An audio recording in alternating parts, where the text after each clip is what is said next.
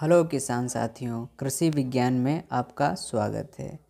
कृषि विज्ञान में आज हम बात करेंगे गेहूं की उन्नत किस्मों के बारे में। अगर हम खेती करते हैं और हमारा उद्देश्य अधिक उपज ना हो के कुछ और हो तो ऐसा हो नहीं सकता। हम खेती करते हैं ताकि हमें ज़्यादा से ज़्यादा उपज हो और हम ज़्यादा से ज़्यादा मुनाफा अपनी फसल से कमा सकें। तो इन सब के लिए जो पहली स्टेज है वो है बेस्ट वैरायटीज़ का सिलेक्शन। अगर हम अच्छी वैरायटियों का सिलेक्शन नहीं कर पाते हैं तो हमारा जो उपज है वो अच्छी नहीं हो पाती है। उसके बाद की सभी क्रियाएं होती है fertiliser management, nutrient management, irrigation management and pest management, weed management, ये बात की बात है। तो इसी में हम सबसे पहले जो एक इम्पोर्टेंट वैरायटी की बात करते हैं वो है DBW327। इसको करण शिवानी के नाम से भी जाना जाता है।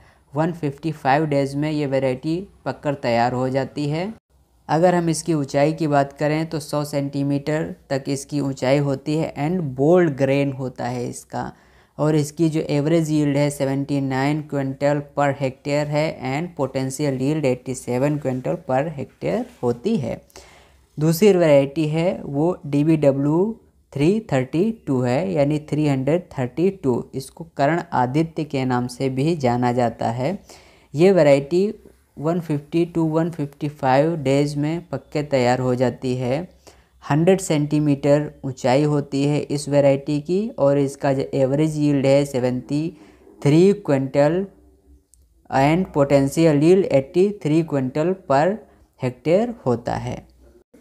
अगर हम इन दो वैरायटीज़ की बात करें DBW327 एंड DBW332 की, तो ये उगाई जाती हैं पंजाब, हरियाणा, उत्तर प्रदेश, राजस्थान, बिहार, हिमाचल प्रदेश, वेस्ट बंगाल, मध्य प्रदेश और उड़ीसा। इसके अलावा जम्मू कश्मीर वगैरह में भी ये वैरायटी उगाई जा सकती है। इसके अलावा जो तीसरी वैरायटी है वो DBW222, जिसको कर्ण नरेंद्र के नाम से भी जाना जाता है। 150 डेज़ में ये तैयार हो जाती है और इसकी ऊंचाई 108 सेंटीमीटर है। इसका जो एवरेज यील्ड है ये 62 क्विंटल है और पोटेंशियल यील्ड है वो 82 क्विंटल है, अर्थात ये 82 क्विंटल तक उपज आपको दे सकती है। इसका तना मजबूत होता है मगर ऊंचाई थोड़ा ज़्यादा होती है, 160 सेंटीमीटर। ये वैरायटी 5 से 25 नवंबर तक रिकमेंड की जाती है, लेकिन जो बेस्ट अर्ली वैरायटीज़ का सोइंग स्टेज होता है, सोइंग पीरियड होता है, वो है last week of October to first week of the November. ये जो करण नरेंद्र वैरायटी है ये पंजाब, हरियाणा, राजस्थान, उत्तर प्रदेश और उत्तराखंड, बिहार आदि जगहों पे उगाई जाती है। इसके अलावा जो अगली वैरायटी है ये DBW303 है। इसको कर्ण वैष्णवी के नाम से भी जाना जाता है। 155 डेज़ में तैयार होके ये 100, इसका जो ऊंचाई है वो 100 सेंटीमीटर होता है और इसका जो एवरेज यील्ड है वो 81 क्विंटल पर हेक्टेयर है और potential yield, important thing, potential yield जो 97 क्विंटल पर हेक्टेयर होती है। और ये पंजाब, हरियाणा, उत्तर प्रदेश, उत्तराखंड, हिमाचल प्रदेश में उगाई जा सकती है। इसके अलावा और कुछ क्षेत्र हैं जहाँ ये उगाई जा सकती है। ये जो DBW वैरायटीज़ हमने बात की, ये वैरायटीज़ रिलीज़ की गई हैं Indian institute of wheat and barley research centre से। और इसके अलावा कुछ और वैरायटी जो कि HD2967 पुरानी वैरायटी है, अच्छा यील्ड देती है। इसके अलावा HD3086, HD3226 और एक श्री राम सुपर 303, ये भी अच्छी वैरायटी है। 110 दिन में पककर तैयार हो जाती है। 75 कुंटल इसका एवरेज यील्ड है और 80 कुंटल इसका पोटेंशियल यील्ड है। ये उत्तर प्रदेश, मध्य प्रदेश, उत्तराखंड, बिहार, पश्चिम बंगाल और पंजाब, हरियाणा में उगाई जाती है।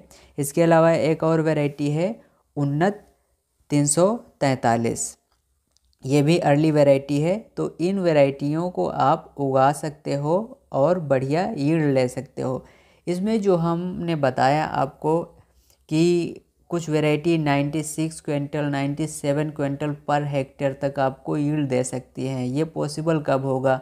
जब आपका फील्ड प्रेपरेशन गुड हो और फील्ड प्रेपरेशन के साथ आपका सिलेक्शन ऑफ वैरायटी अच्छा होना चाहिए। सिलेक्शन ऑफ वैरायटी के बाद फर्टिलाइज़र मैनेजमेंट ठीक हो, हमारे खेत की प्रोडक्टिविटी है और फर्टिलिटी है वो अच्छी होना चाहिए और हमारे खेत में गोबर की खाद पड़ी होना चाहिए। ये सब क्राइटेरिया जब पूरे कर लेंगे तो आपका जो यील्ड है ऑटोमेटिकली लगभग 90 से 97 कुंटल तक पहुंच जाएगा। इसके अलावा कुछ लेट वैरायटियां हैं जैसे PBW 373, PBW 590, DBW 16 और DBW 90।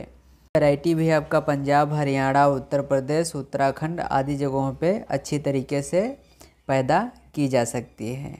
उम्मीद है आपको इन्फॉर्मेशन समझ में आई होगी और आप हमें कमेंट करके बताइए कि आपने कौन सी वैरायटी लगाई थी और उसका कितना यील्ड हुआ था।